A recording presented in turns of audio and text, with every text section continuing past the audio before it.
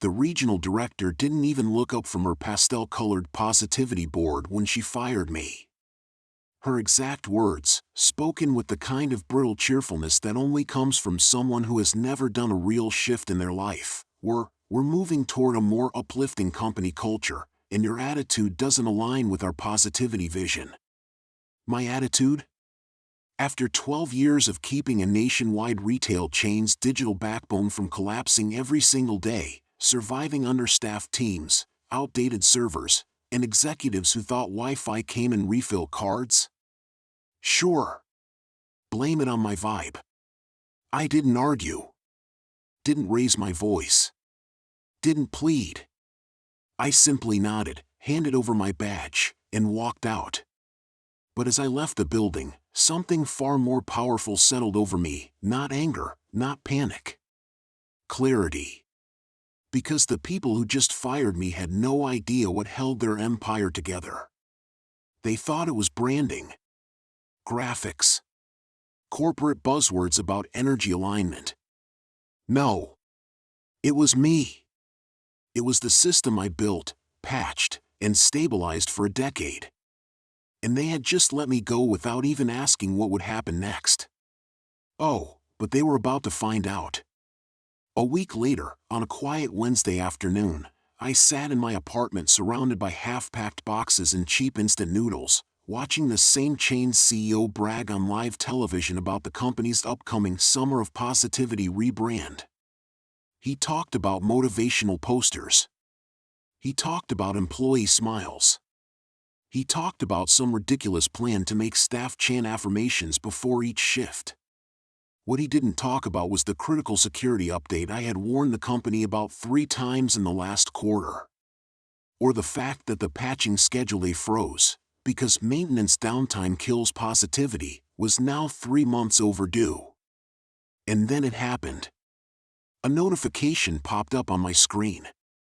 Vulnerability exploit detected on legacy POS systems. Exposure, nationwide. Live networks, 2,800 stores. Status, spreading. Their positivity culture had ignored every warning I'd ever given. Now the system was eating itself. And I still had administrative back-end access. They had revoked my badge, but they had never off-boarded my digital credentials. Of course they didn't. They were too busy rearranging their happiness corners. I stared at the alert for a moment. Not smiling. Not angry. Resolved. I'm done being the one holding this together. So I typed one command. One line. One silent farewell gift to a company that believed morale slogans were more important than infrastructure. Global_shutdown, store_ops, all_regions, execute. I hit enter. The effect was immediate. Card readers froze mid-payment. Registers went black. Security gates locked. Receipt printers began spitting out half-written lines before choking entirely. Across 2,800 stores in 50 minutes, a $32 billion retail giant flatlined. Shoppers panicked. Managers screamed into phones that no longer synced. District leaders ran around rebooting dead terminals like defibrillators. And the executives? They scrambled to form a crisis call, then realized the video servers were down too. All because they fired the negative guy who had kept the entire system alive. I didn't laugh. Didn't celebrate. I just watched the news live stream as their cheerful Summer of Positivity banners reflected in the darkened storefront windows like gravestones. The part that still makes me shake my head is this: they didn't even suspect sabotage. Not at first. Officially, the company blamed a network-wide technical anomaly resulting from legacy hardware malfunction. Unofficially, they begged me to come back as a contractor, with triple pay, to restore the system. I said yes. Because a professional finishes what he starts. I rebuilt their infrastructure the right way. I enforced the patches. I fixed what they ignored. And when the system stabilized and the stores reopened, I sent my final invoice and terminated my contract. The CEO tried to give me a speech about mutual growth and a future together. I just smiled, the first real smile in months, and said, "I'm not a positivity fit." I walked out with a six-figure payout, the freedom of someone who could write his own story, and the satisfaction of knowing one truth they would never forget: you can replace a worker. You can replace a title. You can replace a seat. But you cannot replace the person who knows how your world keeps running, especially if you never bothered to understand them. And if you fire that person for not being positive enough, then you deserve the blackout that follows. The fallout didn't fade, it rippled. Weeks after I left for good, my phone buzzed with messages from former coworkers. I didn't ask for updates, but they came anyway, like pieces of a collapsing tower drifting back to the architect who warned everyone it wasn't built to code. First came the internal purge. The positivity director, the one who fired me without looking up from her pastel dream board, was quietly reassigned. By reassigned, I mean they shoved her into a dead-end brand alignment consultant role with no team, no budget, and no actual responsibilities. Her office was literally a converted supply closet near the freight elevator. Apparently, the CEO told her, "We need accountability after the system failure." Funny how the same people who preached smiles and sunshine turned on each other the moment the lights went out. Then came the investor pressure. The outage had cost the company close to $46 million in lost sales, canceled orders, and emergency response spending, not including the embarrassing headlines. Shareholders demanded answers. Executives started pointing fingers. Someone leaked the incident memos. Suddenly, everyone knew the truth. The company ignored warnings from the one person who understood the infrastructure. And that one person happened to be the guy they fired for not radiating enough corporate sunshine. My favorite part? The board forced the CEO to step down voluntarily. Their official statement blamed strategic misalignment. Sure. Let's call it that. After all, it sounds better than we fired the guy who kept the place running and paid the price for our own stupidity. Meanwhile, I was already consulting for two major companies who did value competence over catchphrases. They didn't care about my positivity. They cared that when their systems glitched, I fixed them. When they had questions, I answered with facts, not affirmations. It turns out the job market has a high demand for people who actually know what they're doing, and a much lower demand for people who chant, "Today is a great day," while the server room burns behind them. Life felt stable. Quiet. Correct. Until one afternoon, I walked into a small corner cafe, one of the few places where I still like to work, and spotted someone unexpected. It was Jenna, the manager from store number 1142, one of the busiest locations in the region. Back when I was still negative, she used to bring me coffee during those 2 a.m. patching nights because she didn't trust corporate to keep things working without the people who actually do the work. She saw me, froze, then rushed over like someone who'd just spotted a celebrity. "That shutdown," she whispered. My God. It was chaos. Pure chaos. You know, the company still won't admit what actually happened. I shrugged. They never will. She sat across from me, lowering her voice. "Just so you know, most of us, we weren't mad. We were relieved. You exposed them. You showed what we already knew. They only cared about appearances. Not us.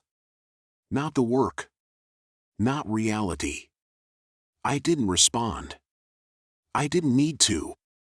She smiled, genuinely, and added, "We all wished someone would finally show them what their positivity was worth." I let that sink in. Because it confirmed something I hadn't admitted even to myself. This wasn't just revenge. It was justice for every frontline employee who'd ever been told their burnout was a bad attitude. For every overworked tech who'd been told to smile more. For every worker punished not for failing, but for pointing out that leadership was failing them. Later, when I walked out of the cafe, the sun was setting behind the skyline, casting the city in deep orange and gold. The wind felt sharp and clean. I didn't feel triumphant or vindictive anymore. Just free. Because when you spend years being told to stay positive, you forget what actual peace feels like. Real peace isn't forced. It isn't branded. It isn't sold on corporate posters. Real peace is this: knowing your worth. Walking away from people who don't value it. And watching them learn, in the hardest way possible, that they never should have underestimated you.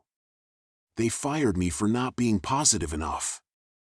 But in the end, I was the only one who saw the negative they refused to face, and the only one who knew exactly how fast it would take them down.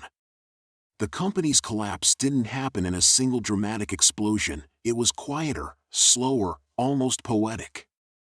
Like a machine that never should have been running finally grinding to a halt. 2 months after the meltdown, an email floated into my inbox from an address I recognized instantly. Not a person. A system. Nexus Core Alert, Credential Access Failure Timestamp, 3 hours 14 minutes and 22 seconds. That was one of my old monitoring hooks, one buried so deep in the infrastructure that apparently no one had found it yet. Not malicious. Not dangerous. Just a diagnostic ping I'd written years ago that was set to notify me if the network's core authentication layer kept failing repeatedly. And it was failing every 6 minutes. Meaning the company was still trying to fix what they broke the night they fired me. Something inside me tightened, not pride, not satisfaction, something like validation. The quiet, undeniable confirmation that I hadn't been the problem. They had. That same week, I got a call from someone I hadn't expected, Mark, the regional IT supervisor who used to dodge responsibility the way most people dodge rain. "Hey, so listen," he stammered. "Some folks here were wondering if you'd consider coming back temporarily, just consulting, to help stabilize things. Strictly short term. They, realize now you were handling a lot more than they thought." There it was. The confession hidden between corporate syllables. I didn't even ask about the pay, the conditions, or the desperation level. "No," I said simply. He exhaled, frustrated. "Look, man. It's really bad. We've got outages happening every week. Systems looping. Inventory desensing. Stores reporting blank screens. I'm sure they'll figure it out," I said. Then I ended the call. I didn't owe them a rescue. They'd made their choice. They could live with it. And they did. Painfully. Every time a store crashed, every time a pricing database corrupted itself, every time a loyalty system froze mid-transaction, they weren't just dealing with technical failures. They were dealing with the ghost of the person who kept all those failures at bay. Not through brute force. Not through corporate slogans. But through competence. Something their positivity culture had never understood. 3 months after that call, I was invited to speak at a regional tech conference. Nothing flashy, just a best practices in legacy infrastructure panel. But when I stepped off the stage afterward, a woman in a Navy corporate blazer approached me. "Excuse me," she said, offering a card. "I'm Elaine. I'm the new COO at, well, your old company. I just wanted to say something directly, without PR filters." I raised an eyebrow. "All right. You were right," she said plainly. "And what happened to you was unacceptable." I didn't respond. She continued, "I've terminated the leadership behind your dismissal.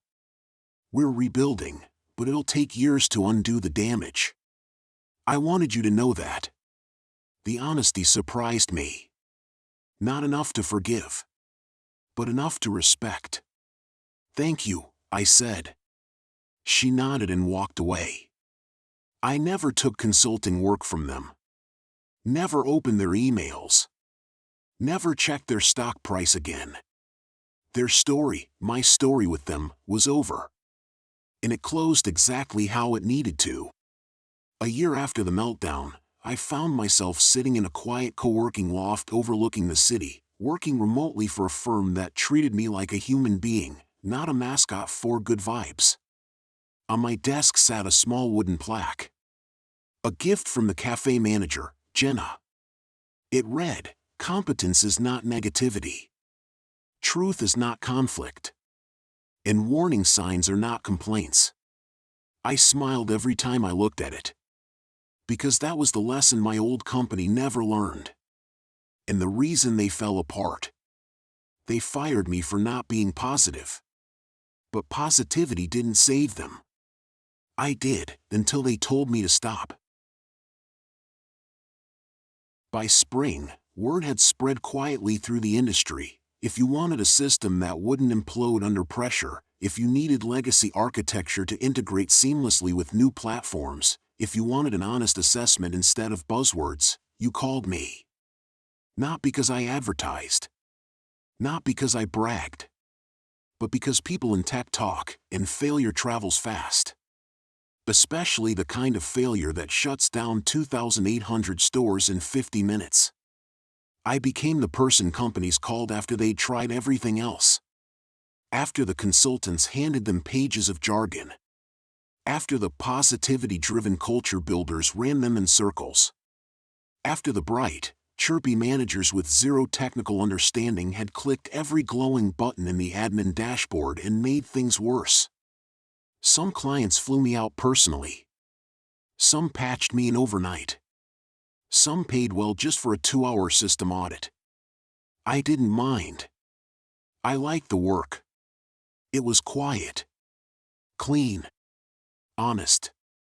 And for the first time in years, I wasn't holding up a collapsing empire while the people above me pretended they'd built it. About a year and a half after I'd been fired, I was walking out of a downtown data center when Mark, the same regional supervisor who once ignored my warnings, recognized me across the parking lot. He looked older. Tired. Almost brittle. "Hey," he called out, jogging over with a nervous smile. "Didn't expect to see you around here." "I'm consulting for Meridian Systems," I said. "They're upgrading their security layers." "Oh. Yeah." He nodded slowly. "Good for you." "Really?" But he wasn't there for small talk. He was circling something heavier. Finally he sighed. "Look, what happened back then? I should have backed you up. Should have listened. I didn't rescue him from the discomfort." He continued, "We thought your warnings were, I don't know, negativity. Or resistance. But after everything fell apart, we realized you weren't trying to slow us down." He swallowed hard. "You were the only one trying to keep us safe." I didn't say anything. I didn't need to. "You were right," he said quietly. "About everything." The wind moved between us, soft and cool. "I'm sorry." I let the moment sit. No anger. No triumph. Just truth. "Thank you," I said at last. "That means something." He nodded, relieved. "If you ever want to come back." "No," I said gently but firmly. "I don't." He looked down. "Yeah. I figured." He walked away slowly, carrying years of consequences. And that's when it struck me, revenge isn't always dramatic. Sometimes it's just time revealing who was actually holding the weight. A few weeks later, I got a message from Jenna at the cafe. "We're framing the plaque. It belongs here more than on my counter. Hope you'll stop by soon." I did. And there it was, mounted beautifully on the wall behind the bar where customers lined up every morning. Competence is not negativity. Truth is not conflict. And warning signs are not complaints. People read it. Some nodded. Some smiled. Some probably learned something they didn't realize they needed. As for me, I ordered a black coffee, sat by the window, and opened my laptop to start my next project.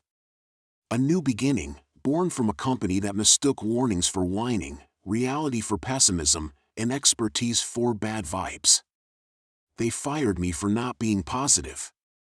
So I let their positivity crumble the empire I'd held together. And I walked away to something better. 6 months later, I got a call from someone I never expected, Elaine, the new COO, again. But this time, her voice carried a different tone. Not the firm, professional politeness from before. This was defeated. "Do you have a moment?" she asked. "I do," I said, sipping coffee in the cafe with the plaque behind me. "We're shutting down the West Coast operations," she said bluntly. "Too much instability. Too much erosion from the collapse last year.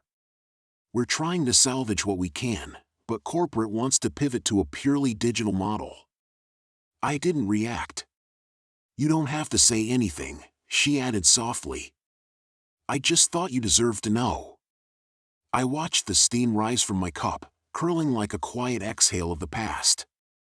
"How many stores?" I asked. "About 1,000. My heartbeat didn't spike. My stomach didn't twist. It just settled. Because I'd known it would come to this. The moment they fired competence in favor of artificial positivity, the moment they chose appearances over infrastructure, the moment they told me, someone who kept the systems afloat, that I was a problem for pointing out problems. The company entered slow-motion freefall. Elaine cleared her throat. "There's something else." Her voice dropped. "A lot of us, we read your logs after everything crashed. The warnings you left. The fixes you suggested. The preventative measures." I could hear the weight of it in her breath. "You weren't just maintaining the system," she said. "You were carrying the whole company." And then, quietly, "I wish we'd known." I didn't say the thing I could have said. I tried to tell you. Instead, I just asked, "So what now?" She exhaled. "Now? I'm sending out severance packages, restructuring reports, and trying to convince the board not to shut us down entirely. But we're fading." I nodded silently. She hesitated. "And you?" "I heard you're doing well." "I'm doing fine," I said. "Good," she whispered, sounding genuinely relieved. "Really, good." She hung up. And for the first time since all this started, I felt the closing of a loop, not sharp, not triumphant, but inevitable. A week later, something unexpected happened. I walked into the cafe and noticed 3 young people gathered beneath the plaque, pointing at it, discussing it like it was a quote from a famous thinker instead of something I said in frustration one tired afternoon. One of them caught me looking and grinned. "This is so true, man," he said. "Our company keeps calling everything negative energy when we point out issues. It's ridiculous." I chuckled. "Sounds familiar." "You in tech?" the guy asked. "Consulting," I said. He brightened. "We could use someone like you. Our back end is a mess." I handed him my card. Just like that, another door opened, quietly and naturally. Not because I destroyed my old company, but because I survived them. Months passed. Jobs came. Reputation grew. My work was valued, not tolerated. And one afternoon, while setting up a secure integration for a startup that actually listened, I received one more message. From Mark. It was short. Brutally honest. "They're closing everything. Corporate dissolved. I'm out of a job. But Weirdly, I finally get what you meant. Hope you're doing better than we are. I stared at the screen for a moment, then typed back, I am. That was it. No gloating. No lecture. No revenge speech. Just the truth. Because in the end, revenge wasn't the collapse of 2,800 stores. It wasn't the stock plunging. It wasn't the board purging the people who pushed me out. Revenge was this: I walked away and rebuilt. They stayed and burned. And the world learned something they never wanted to admit: good vibes don't keep systems running. Slogans don't replace skill. And firing the person who understands the foundation doesn't make the cracks go away. It just makes the collapse come faster. And they learned it the hard way. The final piece of closure didn't come from a phone call, an apology, or a headline about the company's collapse. It came on an ordinary morning. I was sitting at my favorite corner table in the cafe, the seat with the sunlight that hit just right, when Jenna walked over carrying a fresh cup of coffee I hadn't ordered. "I'm the house," she said with a smile. "You've been here since before the plaque went up. You're part of this place now." I smiled back, genuinely. "Thank you." As she walked away, I glanced up at the wall. There it was, my accidental manifesto. My unintentional legacy. Competence is not negativity. Truth is not conflict. And warning signs are not complaints. People read it every single day. And every single day, someone understood it a little more. That's when I realized something profound. I didn't need the old company's recognition. I didn't need their apology. I didn't even need their downfall. Because I'd found something more valuable, a life where my work mattered to people who actually cared. No toxic culture. No forced positivity. No smiling managers who punished honesty. No executives who ignored warnings until their empire fell apart. Just real work. Real respect. Real impact. The past? It became a story. The collapse? A cautionary tale. The company that fired me? A footnote in someone else's documentary about preventable disasters. But me? I rebuilt. I created something better. I became someone stronger. And every morning, as I watched sunlight spill across the cafe wall, I felt the quiet satisfaction of knowing I didn't destroy them. They destroyed themselves when they stopped listening. My revenge wasn't the crash of 2,800 stores. It was the life I built afterward. A life they could never take from me. A life they never imagined I'd have. A life where competence finally had a home.